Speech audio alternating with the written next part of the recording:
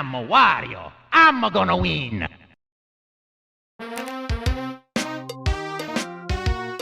For this video, I thought it would be fun to do something just a little bit different and look at a character who obviously has quite a bit less lore compared to some of the other entries, but's extremely iconic and well loved. A bad dude who was built to be an antagonist to the famous Mario, but ended up carving out a name for himself and starring in numerous Wario-centric games over the years. So let's roll it back with the big fella and take a closer look at Wario. And before we get started, make sure to subscribe if you want to see more videos that are just like this.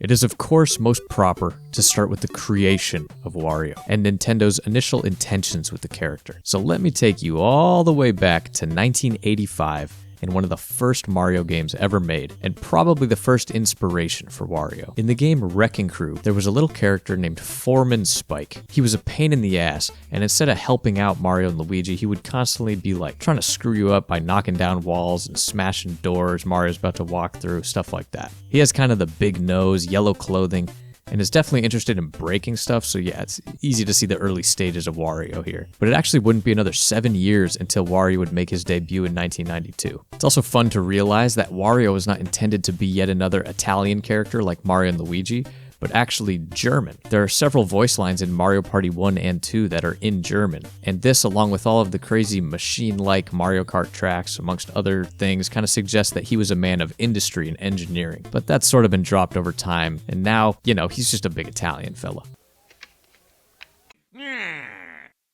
I win again. So Wario's debut finally did come with the release of Super Mario Land 2, 6 Golden Coins. In this game, Wario is introduced as a childhood acquaintance of Mario who has taken over Mario's crib and put a spell on everyone, making them worship him as if he were Mario. Wario's name is a portmanteau of Mario and the Japanese word for bad. So his name kind of literally means bad Mario, which is hilarious to me. He kind of reminds me of Bizarro, a supervillain who plays opposite of Superman, and his crest on his chest is literally just the Superman S flipped around, kind of like Wario with his W. But in 6 Golden Coins, we get some super basic lore that does end up holding true throughout many Wario appearances, and that is his vanity and his greed. 2 years later, he starred in Wario Land, Super Mario Land 3. That's a terrible title. As the main protagonist for the first time. This Game Boy game kind of follows up with Wario after he fails in the 6 Golden Coins, and you control him trying to steal a golden statue of Princess Toadstool. Along the way, you break and smash and burgle and steal riches around each level, and this game is awesome. It's so cool that way back when Wario kind of hijacked the Super Mario Land games, you got to control a bad guy doing bad things. There's also this super cool mechanic for the time, where by the end of the game, based on how many coins you stole, the castle Wario wants to build for himself will either be a poopy-ass little birdhouse, all the way up to this man being the king of an entire planet. Just stupid, dumb, evil fun in this game, man. I love it.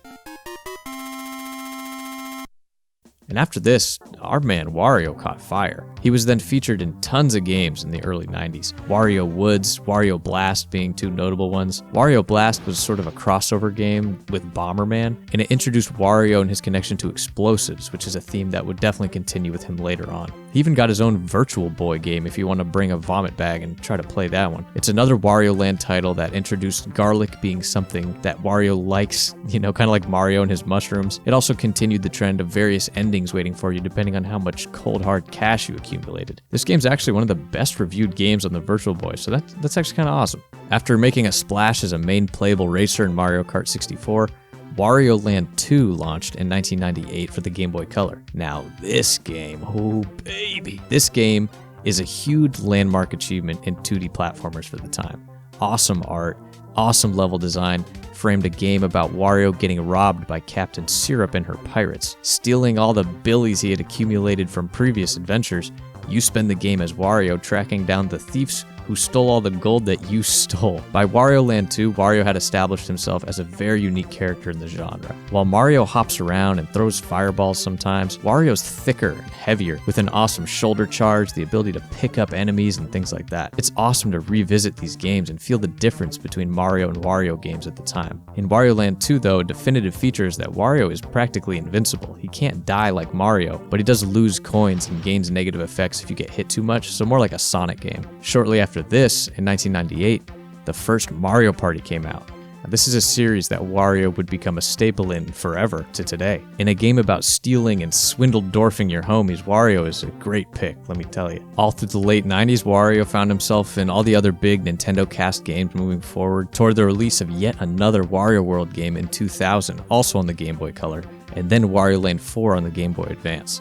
Both games were extremely well received and appropriately built on all of the success of the previous games. I mean, dude, Wario Land 4 is one of my favorite GBA games ever.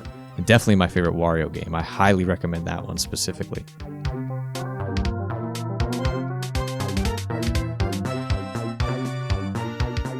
And just 1 year later, he would make his biggest splash of all in the highly anticipated Super Smash Bros. Melee as a trophy? Dude, what the hell was that about, for real? Strangest exclusion ever for the time, given his popularity and just all the other normal staple characters being included. And don't even get me started on Waluigi. But in 2003, Wario was given new life with Warioware Inc., the first game in its series, and one that just blew people away, myself included. This series now has had 10 official installments, and I wouldn't be surprised if we see another one sometime soon on the Switch. It's a series that is all about these insane mini-games at breakneck speed. Most games in the original GBA WarioWare last 4 seconds at their longest setting. It's a hilarious game that is perfectly hosted by Wario, the embodiment of chaos and destruction. This series is also where we get the kind of biker Wario look that he has, and he had in a few other games moving forward, as well as the hella strange Wario Man alter ego, a superhero or I guess supervillain version of himself that happens after he eats garlic? I don't know. Through the 2000s though, Wario saw several more releases in his series, all with pretty positive reception, but unfortunately there would be a bit of a bump in the road with Wario World, released for the GameCube in 2004. This game seemed like every single Wario fan's dream, but it got kind of average to negative reviews. I think it's because it's a pretty easy game, it's not very long, along with some pretty shallow mechanics. It's just too bad because I think if this wasn't compared to the other ridiculously good 3D Nintendo games of the era, people would actually kind of like it, but I mean, when these two things are coming from the same source, yeah, it just doesn't stack up much, unfortunately.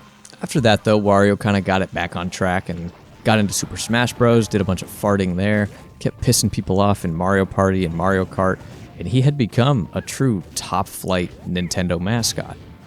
His two main franchises, WarioWare and Wario Land, and their predecessors are jewels, still, that get overlooked thanks to that other dude over there. But I think Wario's long overdue for a second chance at a solo 3D adventure, man.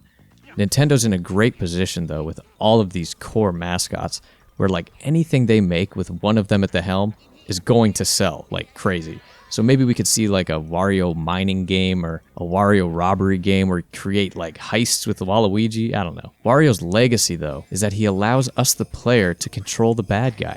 We get to collect gems and coins and defeat a bunch of dudes not because we're trying to save a princess, but because we just want a big old solid gold Cadillac and a castle and some snacks. Wario's always going to be a great, simple character and a great and lovable villain. Thank you guys so much for watching this video. Who would you like to see in the next Villainpedia entry? Did you like this sort of different Villainpedia where we looked at the history of a franchise character? Make sure to hit that subscribe button for more, and let me know how you feel down in the comments. Until next time, peace. Oh no!